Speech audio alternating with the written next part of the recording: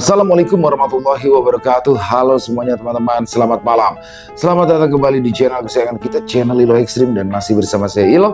Dimanapun teman-teman berada, semoga teman-teman selalu dalam keadaan sehat walafiat, tanpa kekurangan satu apapun, amin amin ya robbal alamin. Dan pada kesempatan yang baik ini, saya akan membawakan satu kisah dari Bang Sidik. Wow, penulis asal kota Bandung yang kisah-kisahnya selalu mencekam ya teman-teman ya. Tapi sebelum kita masuk ke dalam kisahnya, buat teman-teman yang mungkin belum subscribe channel Ilo Ekstrim, bisa diklik dulu tombol subscribe. Jangan lupa lonceng notifikasinya juga dinyalakan agar teman-teman selalu mendapatkan notifikasi dari konten-konten yang akan kami upload selanjutnya. Dan untuk channel Ilo Ekstrim ini kami upload setiap hari teman-teman ya, setiap malam jam 7 malam waktu Indonesia bagian Barat. Oke, gak pakai berlama-lama lagi, pasti udah gak sabaran kan untuk masuk ke dalam kisahnya. Kita langsung saja masuk ke dalam kisahnya. Budu horor. Warung gaib di jalur selatan. Perkenalkan, namaku Dian. Pada saat ini, aku sedang berada di jalur selatan Jawa Barat, tepatnya di antara jalan Pamengpek menuju Ciwidey, lalu ke kota Bandung. Aku baru saja pulang dari pekerjaanku, di mana pada saat itu aku ditugaskan untuk memasang jaringan di sebuah perusahaan tambak udang yang ada di Pamengpek. Awalnya, aku malas untuk mengerjakan itu.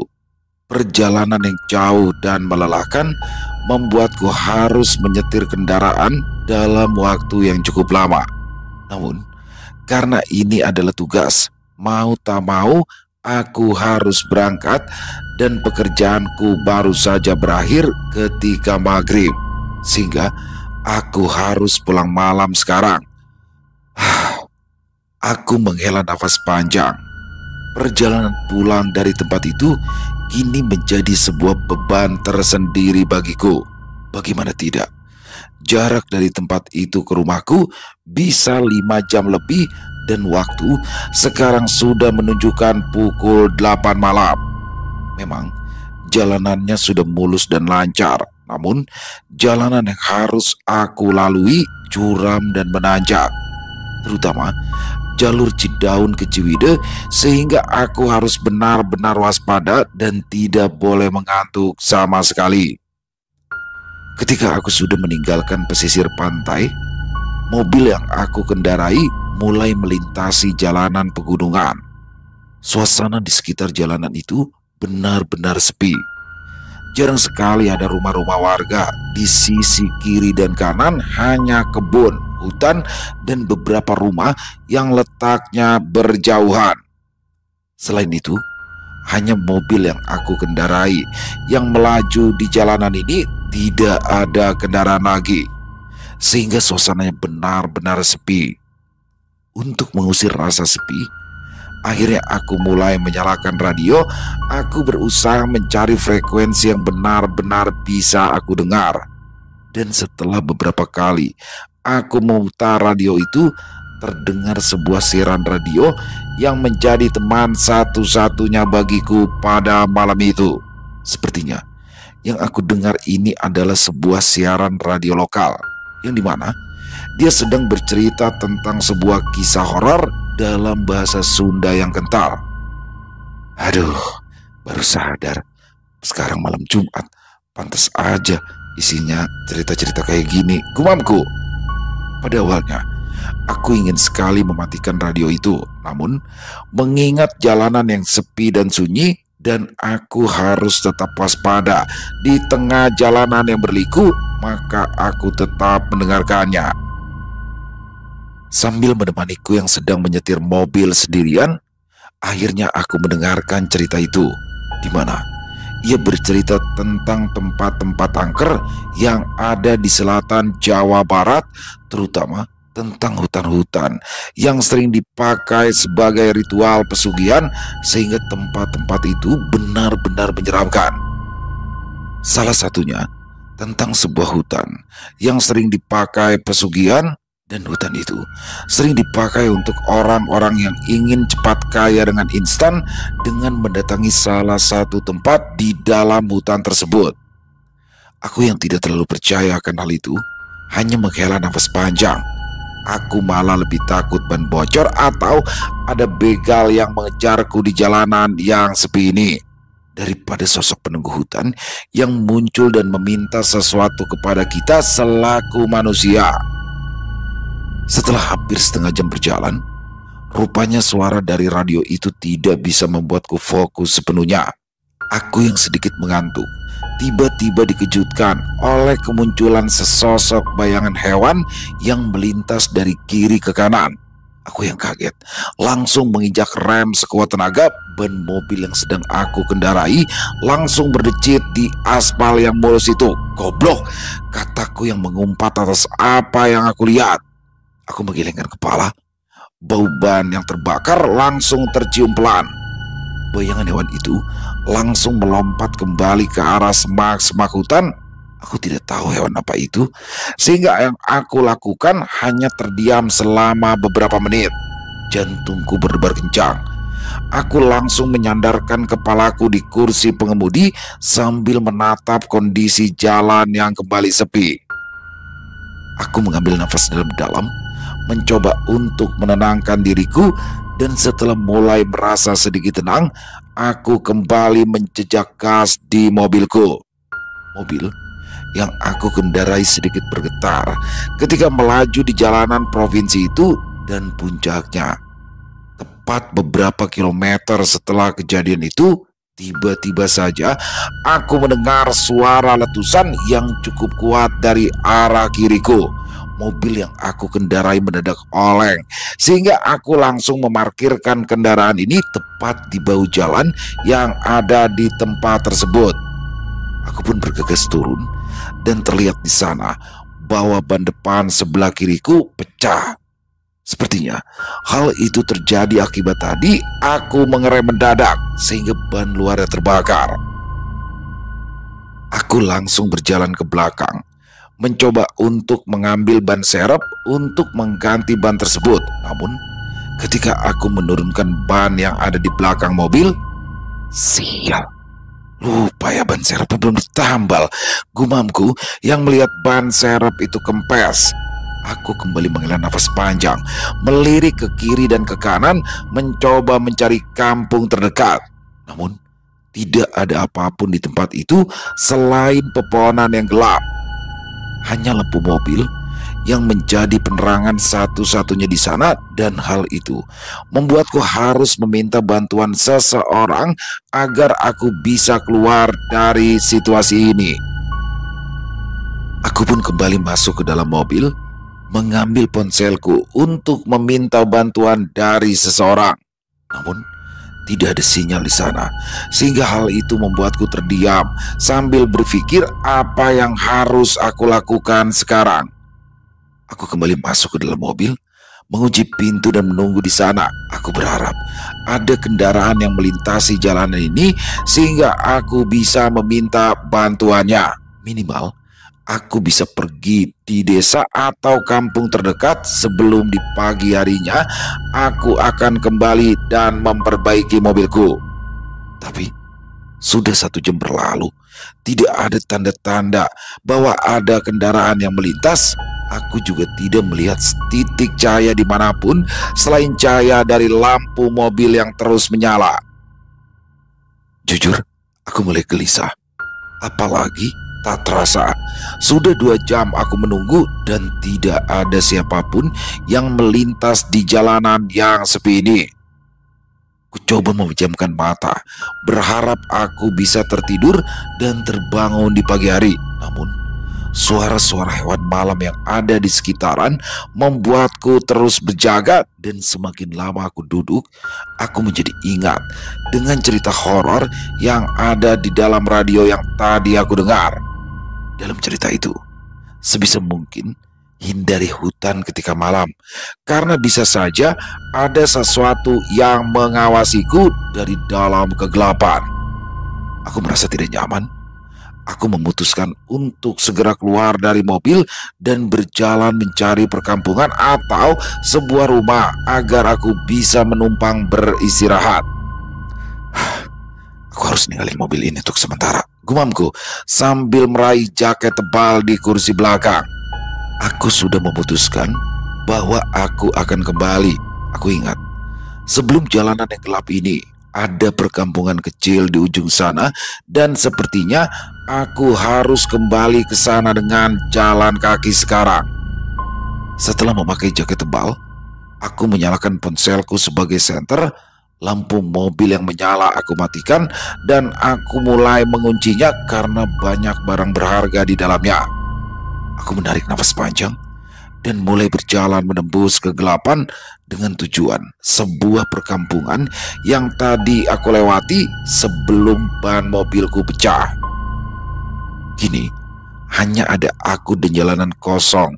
Cahaya senterku menyinari garis marka kuning putus-putus di depanku. Lalu di sekelilingku banyak sekali pohon-pohon besar menjulang tinggi, bersamaan dengan suara hewan malam yang terdengar sepanjang jalan. Perasaan tadi gak sejauh ini deh. Mana kampungnya ya? Gumamku. Jujur, aku merasa bahwa kampung yang tadi aku lewati itu dekat. Entah karena tadi memakai kendaraan sehingga terasa dekat, atau karena suasana malam saja hingga membuat kampung ini terasa jauh. Sudah hampir 20 menit aku berjalan, tapi tanda-tanda dari kampung itu belum terlihat. Kakiku mulai pegal dan aku sempat berhenti sejenak dan berpikir, apakah aku harus kembali ke mobil atau terus berjalan menyusuri jalanan ini? Setelah berpikir cukup lama, akhirnya aku memutuskan untuk berjalan terus. Entah berapa lama lagi aku harus berjalan, tapi aku yakin bahwa ada kampung di ujung sana. Tepat 10 menit berlalu ketika aku menyusuri jalanan sepi ini. Akhirnya terlihat sebuah cahaya redup di ujung sana. Jalanan yang berbelok tajam memperlihatkan cahaya itu tertutup beberapa pohon yang berdiri di pinggir jalan. Syukurlah, akhirnya sampai juga, gumamku. Aku langsung mempercepat langkahku, dan semakin aku mendekat, aku bisa melihat bahwa cahaya itu berasal dari sebuah lampu tempel yang menyala di sebuah bangunan yang ada di pinggir jalan. Ternyata itu adalah sebuah warung yang mungkin sering dipakai untuk para pengendara beristirahat di sepanjang jalanan ini. Terlihat pula warung itu nampaknya masih buka, sehingga aku merasa lega bahwa kini aku bisa bertemu manusia setelah berjalan cukup lama. Warung itu adalah warung yang sangat sederhana. Ketika aku mendekat ke arahnya, beberapa jajanan tersusun rapi, juga dengan beberapa gorengan yang sudah dingin yang disimpan di salah satu piring yang ada di depan warung. Terlihat pula ada sebuah etalase kecil yang berisi makanan. Sepertinya selain menyediakan jajanan, warung kecil ini menyediakan makanan nasi bagi para pengendara yang beristirahat. Aku berdiri sejenak di depan warung itu. Suasana warung nampak sepi, seperti tidak ada orang di sana. Aku pun mencoba untuk memanggil, berharap ada orang datang dan memberikanku tempat untuk beristirahat hingga pagi tiba. Punten, Pak, Bu, teriakku. Tidak ada jawaban dari warung itu. Aku melirik ke arah pinggir warung tersebut, di mana di sana ada sebuah lapangan kecil yang mungkin bisa dipakai sebagai tempat parkir. Tak lama, aku kembali melirik ke dalam warung, dan di sana aku kembali berteriak, "Pak, Bu, permisi," teriakku. Tiba-tiba muncul seorang nenek-nenek dari belakang warung. Dia mengenakan kebaya kusam bermotif bunga dengan rambut yang disanggul rapi. Saat dia melihatku, bibirnya langsung tersenyum sehingga aku bisa melihat deretan giginya yang menghitam. Ujang, ternyata sudah datang," katanya dengan suara yang pelan. "Nanti ya, si Akinya teh masih di dalam. Paling nunggu aja dulu. Sok atuh, mau pesen apa? Dah masa nunggu doang gak pesen-pesen?" Nenek itu lalu menyuruhku untuk memesan sesuatu di sana. Aku bingung dengan ucapan nenek itu. Ya, sepertinya mereka berdua sedang menunggu seseorang, sehingga aku harus menjelaskan bahwa aku bukanlah orang yang ia tunggu. "Nek, punten, Aku mah hanya mau numpang istirahat aja. Sepertinya nenek salah orang, jawabku dengan nada yang pelan. Oh, kirain. Soalnya yang datang ke sini itu nggak hanya numpang istirahat aja. Biasanya ada sesuatu juga yang dipesan, terutama makanan, katanya sambil melirik ke sebuah etalase yang berisi makanan. Masa iya sih? Aku datang dan numpang istirahat aja nggak pesan apa-apa. Pesan apa ya? Kopi aja, merebus atau makan ya? Biar aku juga nggak canggung. Aku bergumam seperti itu. Akhirnya mulai memesan beberapa makanan dan segelas kopi. Namun sebelum aku memesan itu, tiba-tiba dari balik tirai ruang belakang muncul seseorang. Dia merupakan kakek-kakek yang memakai kaos singlet berwarna putih. Terlihat noda darah yang sudah menghitam di kaosnya dan dia datang sambil menenteng golok yang nampak basah. Nih, mana Lapna? Ini goloknya mau dibersihkan. Aku terkejut melihat hal itu. Begitu juga dengan kakek-kakek itu ketika melihatku duduk di sana. Ini bukan tamunya, kata kakek itu. Nenek tersebut langsung menepuk pundaknya dan berkata dengan pelan, lain, ini mah yang datang aja, mau numpang istirahat. Oh, punten atuh ya, katanya sambil mengangkat kedua tangannya padaku sambil tersenyum. Nenek yang melihat kakek itu tiba-tiba berkata padaku, si Ujang pasti kagetnya. Ini si Aki lagi motong ayam, soalnya ada yang pesen, jadi darahnya nyiprat kemana-mana. Makanya minta lap, soalnya katanya ayamnya mau diambil malam ini. Katanya sambil menjelaskan kenapa kakek itu membawa golok dengan noda darah di bajunya. Apa yang dia katakan membuatku langsung menghela nafas. Pantas kaosnya berdarah gitu, gumamku pelan. Nenek itu berjalan ke arah belakang etalase, lalu mengambil lap tersebut dan memberikannya ke arah kakek tersebut. Lalu setelah itu, ia kembali lagi ke belakang dan membiarkan kami berdua di warung depan. Kalau Ujang teh dari mana? Kenapa tumben banget datang ke warung ini? Tanya nenek itu.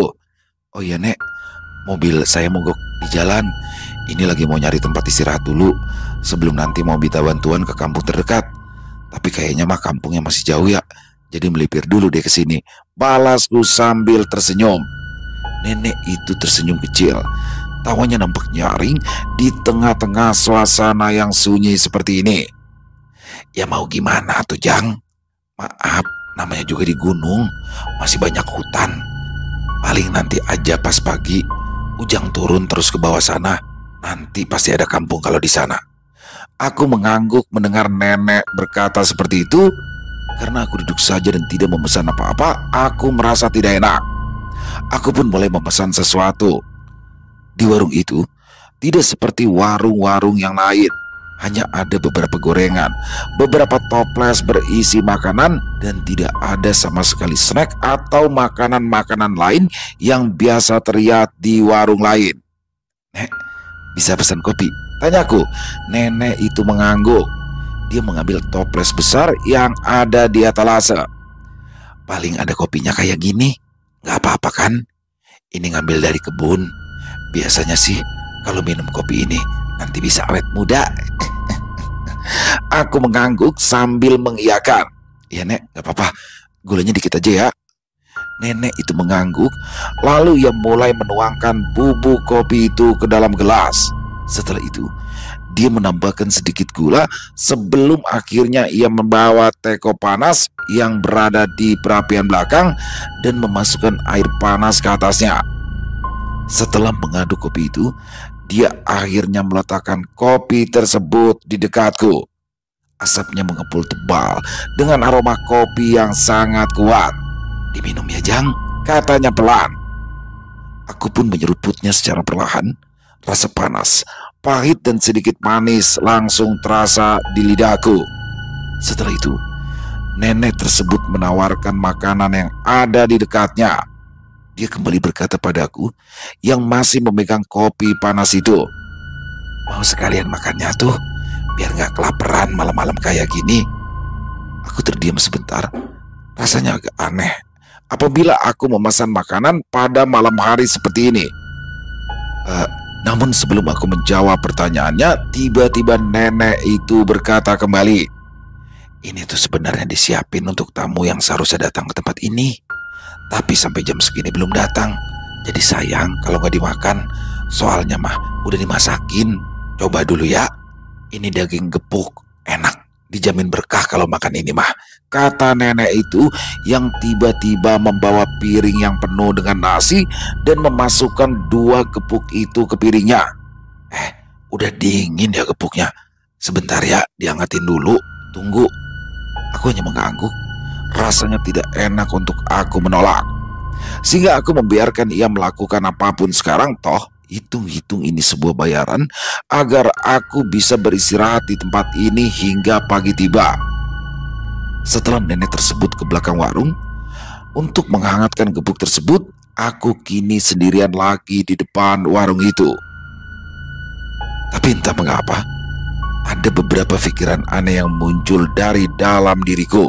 Aku berpikir tentang keganjilan warung yang buka tengah malam seperti ini, lalu tentang tamu yang katanya sedang mereka tunggu, juga tentang memotong ayam pesanan di belakang malam-malam.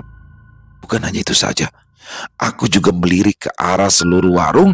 Awalnya aku mencari sebuah tempat beristirahat dan tiba-tiba pandanganku tertuju kepada sebuah balai-balai kecil yang letaknya tak jauh dari warung. Sepertinya balai-balai itu dibuat untuk para pengunjung yang berkunjung ke warung ini. Semuanya nampak sepi. Dan ketika aku melirik ke salah satu balai-balai yang berada paling ujung, aku bisa melihat ada sesuatu yang aneh di sana. Terlihat ada sepasang sepatu wanita dengan beberapa baju yang tergeletak di atas balai-balai itu. Bukan hanya itu saja, ada sebuah tas yang terbuat dari kulit sintetis berwarna krem tergeletak begitu saja di balai-balai itu. Dan tas itu seperti tas yang sering dipakai oleh para wanita di kota Bandung belum lama ini. Tapi kenapa ada di sana? Apakah tas itu ketinggalan atau bagaimana? Aku pun kembali melirik ke arah warung. Aku tidak mau berpikir terlalu jauh atas apa yang ada di sekelilingku. Tapi semakin lama aku duduk, aku baru sadar bahwa suasana di sekitar warung mendadak sunyi. Bahkan semua serangga hutan yang seharusnya terdengar kini mendadak menghilang. Aku bisa merasakan bagaimana sunyinya suasana di depan warung, sehingga aku langsung mengerutkan dahi dan berpikir, apa aku harus tetap diam di sini ya? Atau aku keluar aja dari warung dan terus berjalan ke kampung ya? Ya meskipun agak jauh. Aku terdiam. Rasanya aku seperti merasa salah ketika aku mampir di warung ini. Aku mulai berdiri. Ya, aku sepertinya harus segera membayar kopi dan membatalkan pesanan nasi tersebut. Tapi baru saja aku ingin mengeluarkan beberapa lembar uang di saku, tiba-tiba nenek tersebut muncul sambil membawa gepuk hangat yang sudah digoreng kembali. Mau kemana tuh, Jang? Ini gepuknya sudah hangat. Dicoba. Orang lain mah sengaja nyari gepuk di sini sampai malam-malam datang ke sini. Ujang mah beruntung bisa makan gepuk tanpa harus cari warung ini. Aku langsung mengangguk dan memakan daging gepuk yang biasanya terbuat dari daging sapi itu benar-benar menggugah selera. Meskipun nasinya sudah dingin, tapi kepulan asap dari daging gepuk yang sedikit kecoklatan membuatku duduk kembali. Nuh, Nek, ini kira-kira berapa ya? Biar nanti dibayar sekalian sama kopi. Nenek itu tiba-tiba mengangkat tangannya. Yang dibayar mah kopi aja. Kalau gepuknya mah gak apa-apa, dimakan aja. Kasihan si Ujang, udah datang ke sini, masa gak dijamu? Oh, ini juga sudah dibayar juga. Jadi gak usah khawatir, nanti aja balik lagi di sini bayarnya. Aku mengangguk. Aku benar-benar tak enak. Rasa khawatir yang tadi aku rasakan tiba-tiba menghilang. Karena aku merasa tidak enak atas apa yang disajikan, akhirnya aku mencoba untuk memakan gepuk itu. Namun, ketika tanganku baru ingin meraih nasi yang ada di piring, entah mengapa aku mendadak ingin buang air kecil. Aku langsung bertanya pada nenek itu, "Nek, punten, ini mendadak pengen ke toilet. Bisa numpang ke toilet sebentar nggak? Nenek itu mendadak terdiam ketika aku berdiri. Raut wajahnya mendadak berubah. Namun itu hanya sesaat, karena tak lama kemudian ia kembali tersenyum. Kalau toilet ada di belakang warung, Jang, lurus aja jalan pinggir, nanti turun ke bawah. Pokoknya tempatnya ada di dekat dapur warung. Aku berterima kasih, dan setelah itu aku berjalan melewati pinggir warung itu secara perlahan. Suasana di warung itu benar-benar sunyi. Aku bisa melihat gelapnya pepohonan di pinggir warung, dan satu-satunya penerangan yang aku punya adalah lampu tempel yang berada di depan warung, bersamaan dengan ponselku yang hanya bisa aku gunakan sebagai senter. Entah mengapa, bulu kuduku meremang ketika aku mendekat ke arah kamar mandi yang ada di belakang sana. Aroma dari sesuatu yang anyir tiba-tiba saja tercium. Aku tidak mempedulikan apa yang aku cium, karena tujuan utamaku adalah pergi ke toilet, lalu kembali ke depan warung agar aku merasa tenang karena ada nenek itu di sana. Setelah beberapa langkah aku berjalan, aku seperti mendengar sesuatu di belakang warung. Sepertinya itu adalah sang kakek yang sedang memotong-motong daging ayam yang dipesan oleh seseorang di warung ini. Aku pun kembali berjalan. Meskipun bau anjir itu semakin terasa pekat, tapi aku mencoba untuk tidak memperdulikannya dan terus berjalan ke ujung sana. Tepat di ujung bangunan warung itu ada sebuah bangunan kecil yang letaknya terpisah. Bangunan itu hanya dibuat oleh beberapa papan kayu tua dengan atap asbes di atasnya. Pintunya pun hanya ditutup oleh sebuah karung bekas, sehingga siapapun yang masuk ke sana akan terlihat dari luar. Tapi terdengar suara air yang terus mengalir, suara air yang mungkin berasal dari pegunungan di sekitaran hutan ini. Aku pun akhirnya masuk dan buang air. Suasana di dalam benar-benar hening. Aku tidak berlama-lama di sana dan segera keluar setelah membersihkan diri. Aku kembali keluar. Namun kali ini aku melewati jalan yang berbeda, tepatnya melewati balai-balai yang letaknya berada di pinggir warung ini. Dan tepat ketika aku melihat ke pintu belakang warung yang sedikit terbuka, aku mendadak berhenti. Jujur, aku penasaran atas apa yang dilakukan kakek itu di belakang sana, sehingga aku mengintip sedikit ke belakang secara perlahan. Namun, satu hal yang pertama kali aku lihat adalah sebuah pakaian yang kotor di pojok ruangan itu. Pakaian seorang wanita dengan motif bunga, rok yang panjang dengan warna yang sama dengan apa yang aku lihat di atas balai-balai itu beberapa waktu yang lalu. Aku semakin penasaran, kenapa tidak semua pakaian dia bawa dari balai-balai tersebut, dan kenapa pakaian itu hanya tergeletak begitu saja di pojokan. Aku kembali mengintip lebih dalam, dan di sana aku bisa melihat kakek tersebut sedang berjongkok dan membelakangiku. Salah satu tangannya terlihat sedang mengangkat golok yang ia bawa, dan tak lama kemudian, serat! Dia tampaknya sedang memotong sesuatu yang panjang dan pucat. Aku awalnya tidak tahu apa yang sedang ia potong, namun ketika dia menarik benda tersebut, terlihat sebuah jari-jari yang lentik dengan kuku-kukunya yang dicat dengan kuteks berwarna ungu yang sudah terkelupas. Astaga, apa sebenarnya ini? Gumamku. Aku benar-benar tidak percaya atas apa yang kulihat. Aku mencoba menggosok-gosok kedua mataku dan berharap bahwa itu semua hanya halusinasi. Namun, tepat ketika aku kembali melihatnya lagi, aku melihat sebuah pemandangan yang semakin mengerikan. Kakek itu tiba-tiba melemparkan potongan tangan itu ke sebuah gentong yang basah oleh darah di ujung sana. Dan terlihat dua buah potongan paha manusia terlihat di dalamnya, bersamaan dengan beberapa daging yang sudah dipotong dan tulang rusuk yang disimpan di dekat gentong itu. Beberapa daging yang sudah dia potong bahkan sudah dimasukkan ke dalam sebuah cairan bumbu di atas tungku pembakaran, membiarkan air yang ada di dalamnya mematahkan daging tersebut sehingga warnanya berubah menjadi kecoklatan. Jangan-jangan gepuk tadi terbuat dari daging ini, gumamku dengan nada bergetar. Aku langsung menggelengkan kepala. Memang gepuk daging itu belum masuk ke dalam mulutku, namun ketika aku melihat hal ini, aku menjadi mual di sana. Aku langsung berpikir bahwa aku harus segera pergi dari tempat ini sekarang juga. Aku mundur selangkah, tubuhku bergetar hebat. Aku tidak bisa langsung berteriak begitu saja karena hal itu bisa membuat keadaan semakin buruk. Aku takut nasibku sama seperti wanita yang sedang ia potong, dan hal itu membuatku mundur secara perlahan dan keluar dari warung ini dengan segera. Aku berusaha menenangkan diriku dan kembali ke depan warung.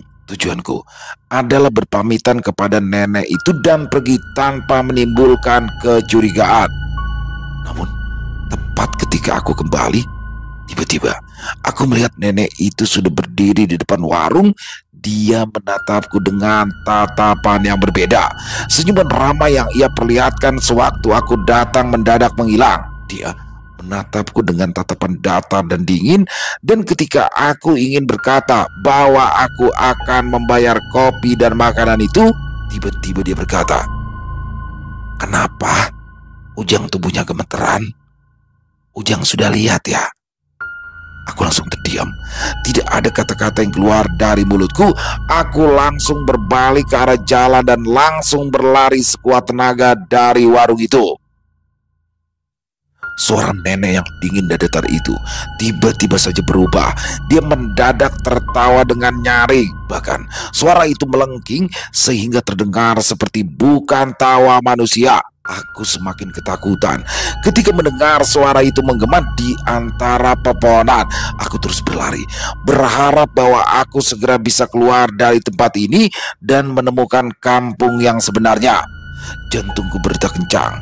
Kakiku terus bergerak mengikuti marka jalan berwarna kuning yang ada di depanku. Tepat hampir 10 detik aku meninggalkan warung itu, tiba-tiba dari arah pepohonan ada suara yang terdengar. Suara dari sebuah langkah kaki yang nampaknya mengejarku dari arah kegelapan. Dan ketika aku melirik, tiba-tiba, astaga, aku melihat kakek itu berlari di antara pepohonan. Tubuhnya yang bungkuk itu melesat di antara pepohonan dengan kecepatan yang tidak masuk akal. Kakinya seolah-olah tidak menyentuh tanah. Dia menyeringai dengan kedua matanya yang merah menyala. Aku tidak boleh tertangkap, karena apabila tertangkap, nasibku mungkin akan sama dengan wanita tersebut. Aku terus berlari. Entah sampai kapan aku terus dikejar seperti ini. Aku benar-benar ketakutan. Di tengah langkah kakiku yang terus melangkah di tengah-tengah jalanan provinsi itu, tiba-tiba, tin, aku dikejutkan oleh suara klakson besar dari arah belakang.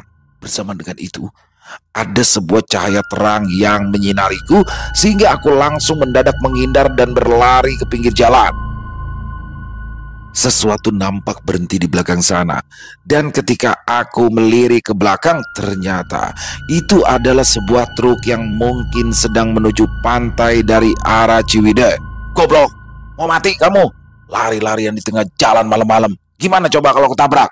kata sopir yang sedang mengendarai truk tersebut. Aku sangat kaget sekaligus lega. Akhirnya, setelah sekian lama menunggu, ada juga kendaraan yang lewat, dan hal itu membuatku langsung mendekat kepadanya untuk meminta bantuan. "Punten Kang, maaf, tadi saya lagi dikejar-kejar hantu dari warung itu. Bisa tolong numpang ke kampung terdekat nggak? Punten pisan Kang," kataku sedikit memohon. Sopir itu mengerutkan dahi. Sisa emosi yang ada di dalam dirinya menghilang. Namun dia seperti merasa aneh atas perkataanku. Bahkan dia melirik ke arah belakang sebelum akhirnya melihatku dan kembali berkata, "Warung? Warung mana? Gak ada warung di hutan ini mah. Tapi ya sudah, ayo naik," katanya sambil mengerutkan dahi. Aku mengangguk. Tak butuh waktu lama, aku langsung naik ke truk itu sebelum akhirnya aku duduk di sebelah sang sopir. Ketika aku masuk dan duduk, sopir itu mulai menyalakan mobilnya kembali. Aku berterima kasih karena sopir itu sudah memberikanku tumpangan. Di sana, aku memberanikan diri melihat ke arah belakang. Dan ketika aku melirik ke arah spion di sebelahku, aku melihat kakek-kakek dan nenek itu berdiri di tengah jalan dan menatapku dengan tatapan tajam. Tidak banyak yang kami bicarakan ketika menumpang di dalam truk tersebut. Dan tepat ketika kami keluar dari hutan itu, kami pun sampai ke salah satu perkampungan. Dan kendaraan yang dikendarai sopir itu berhenti di pinggir jalan. Tunggu. Aku baru ingat atas apa yang kamu ceritakan tadi. Pokoknya jangan kemana-mana dulu, karena kamu harus dibersihkan. Aku tidak tahu apa yang dikatakan oleh sopir itu, namun dia segera turun dan berlari tergesa-gesa ke salah satu gang yang ada di perkampungan itu. Aku hanya bisa terdiam di dalam mobil truk. Meskipun aku merasa aman sekarang, tapi gambaran tentang warung itu, tentang potongan kaki dan badan itu, dan tentang nenek dan kakek itu membuatku bergidik ketakutan. Tak lama kemudian, sopir truk itu kembali muncul dari dalam gang, dan kali ini dia tidak sendirian. Nampak ada beberapa orang berjalan di belakangnya. Mungkin ada sekitar 4 atau 5 orang. Salah satunya terlihat sudah agak tua. Ia berjalan paling depan. Wajah-wajah mereka tampak mengantuk. Mereka berjalan tergesa-gesa dan menghampiriku. Mereka semua berhenti di sampingku. Sang sopir nampak sedang menjelaskan sesuatu dengan suara pelan sambil menunjuk-nunjuk ke arahku. Sosok yang paling tua itu langsung menatapku dari atas hingga ke bawah. Sorot matanya nampak tajam, dan ia mengangguk beberapa kali ketika mendengar cerita dari sopir truk itu. Tak lama, dia tersenyum ramah padaku dan membuka pintu depan truk itu sambil berkata, "Jang, turun dulu. Sudah tidak ada apa-apa. Sekarang kamu sudah aman," katanya dengan suaranya yang tenang dan berwibawa. Aku yang sedikit bingung hanya bisa mengangguk pelan. Dengan kaki yang masih gemetar, aku akhirnya turun, dan beberapa pemuda yang ada di belakangnya langsung membantuku agar aku bisa berdiri di hadapannya. "Ayo, mari kita ke dalam saja. Banyak hal yang harus dibicarakan atas apa yang sudah terjadi padamu. Kamu tidak perlu khawatir, karena kamu bisa istirahat sekarang. Kami sudah tahu apa yang terjadi." Aku mengangguk kembali, dan di sana aku pun berjalan ke dalam gang. Sang sopir ikut masuk ke dalam sana. Setelah beberapa menit berjalan, akhirnya kami semua sampai di rumah panggung sederhana yang terbuat dari kayu. Kami semua duduk di atas tikar pandan yang berada di tengah rumah, sedangkan beberapa pemuda yang mengantarkannya duduk di luar rumah.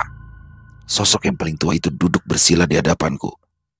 Dia memperkenalkan dirinya dengan nama Abah Ajat, yang merupakan orang yang dituakan di kampung ini.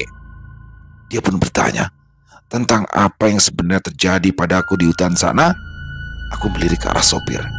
Sopir itu pun berkata bahwa lebih baik aku menceritakan kembali semuanya.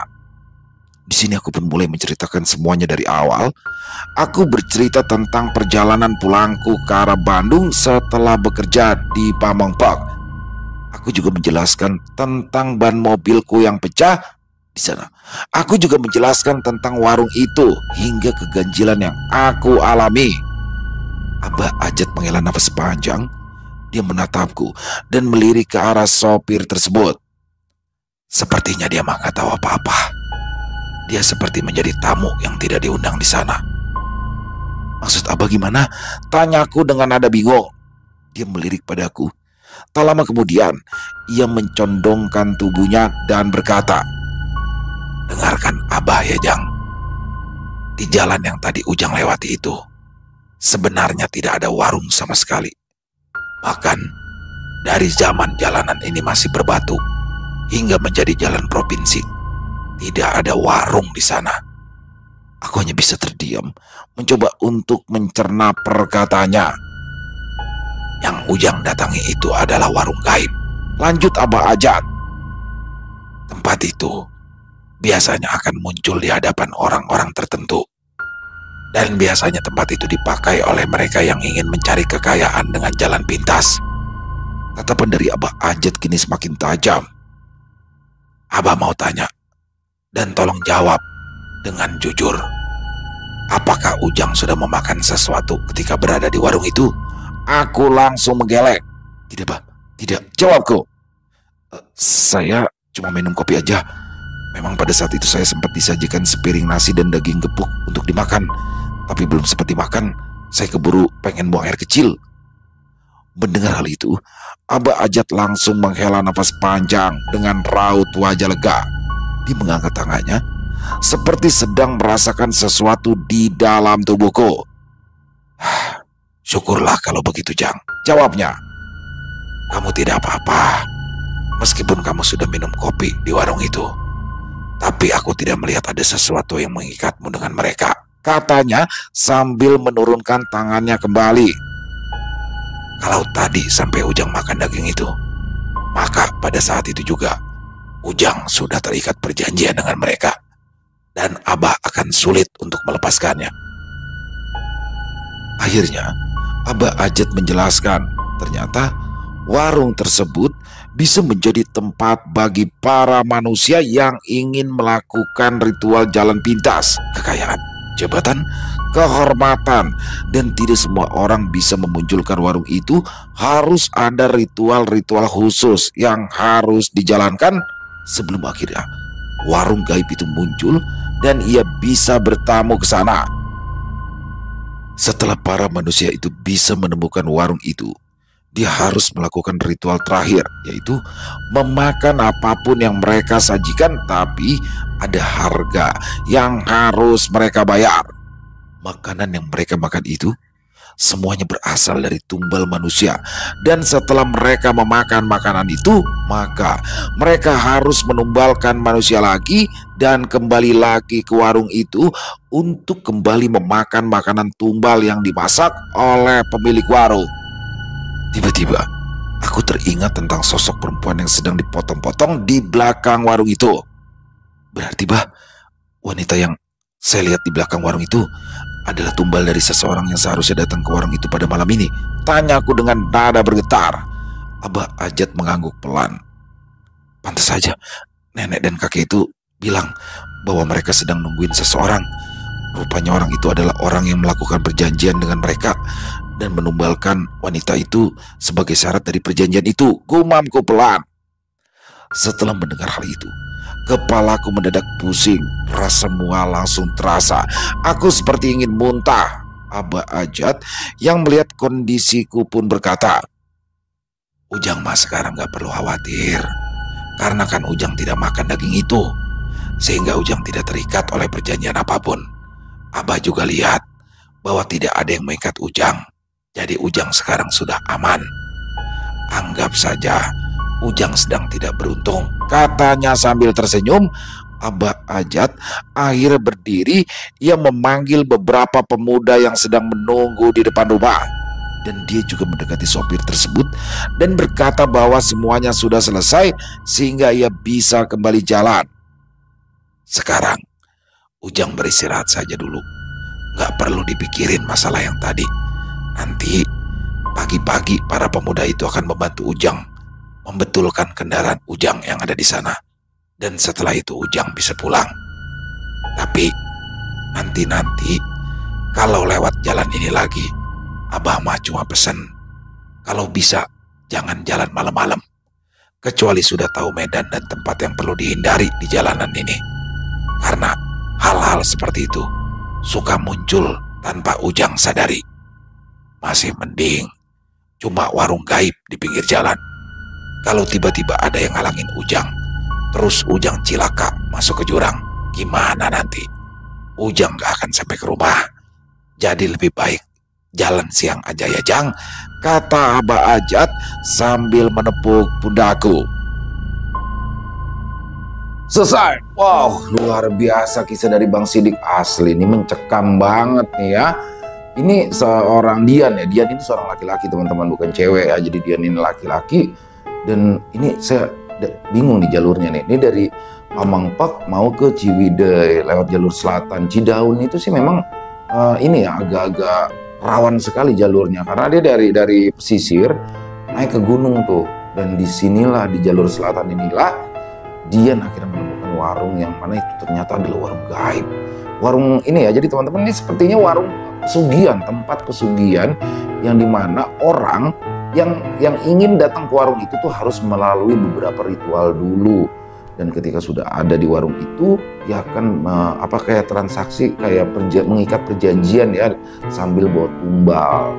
Nah, tumbal ini ditumbalin berarti dia dapat, dan itu akan terikat tuh ya. Di sini bagaimana Dian bisa nyasar tuh, bisa masuk tanpa ritual ke dalam warung gaib itu. Makanya si kakek dan nenek penjaga warungnya bingung. Dan kalau aja dia sampai makan makanan yang sudah disajikan oleh si nenek penjaga warung, udah berarti dia terikat sama perjanjian. Untungnya nggak dia makan, belum sempat dia makan kebelet kencing, tapi dia udah minum kopinya. Nggak apa-apa, kata Abah Ajat, nggak apa-apa kalau minum kopinya. Dan setelah diperiksa ternyata Ajat aman, alhamdulillah. Kisah kayak gini nih yang bener-bener nyeremin banget ya teman-teman ya. Hampir aja dia makan daging manusia. Waduh, keren banget kisahnya. Terima kasih untuk Kang Sidik atas kisahnya yang luar biasa. Ditunggu lagi untuk kisah-kisah selanjutnya. Dan semoga kisah barusan bisa menghibur ya teman-teman para pecinta penikmat horor misteri. Lebih khususnya lagi kepada para subscriber dari channel Lilo Extreme. Buat yang punya komentar lain, silakan bisa menuliskan di dalam kolom komentar ataupun hanya saling menyapa. Insya Allah kami akan menjawab satu persatu. Dan buat teman-teman yang suka dengan videonya, dengan kisahnya, bisa diklik tombol like-nya, tombol jempolnya, boleh juga dong dibantu di-share ya link videonya ini ke teman-teman yang lain agar juga ikut merasa terhibur. Di akhir kata, saya Ilo mengucapkan permohonan maaf apabila mungkin dalam pembawaan kisahnya barusan ada kata-kata saya yang salah ataupun ada kata-kata saya mungkin yang kurang berkenan. Saya mohon dibukakan pintu maaf yang seluas-luasnya. Sampai berjumpa lagi di konten-konten kami selanjutnya yang pasti tidak kalah ngerinya, yang pasti tidak kalah seramnya. Masih bersama saya Ilo di channel Ilo Extreme. Salam sehat, sukses selalu untuk kita semua. Wassalamualaikum warahmatullahi wabarakatuh.